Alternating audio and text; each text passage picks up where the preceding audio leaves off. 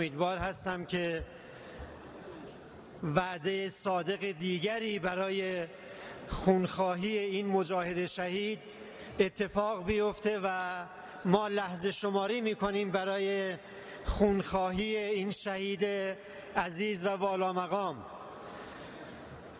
اسرائیل غاصب و رژیم صهیونیستی اینقدر پررو شده که در میهن اسلامی ما و در خاک ایران مهمان ما را شهید کرد.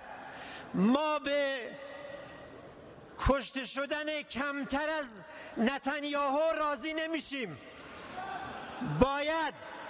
باید خونخواهی کنیم و سران مستکبر، سران قاتل و کودک کش رژیم صهیونیستی رو باید لگدمال کنیم تا نفس راحتی در این کشور بکشیم.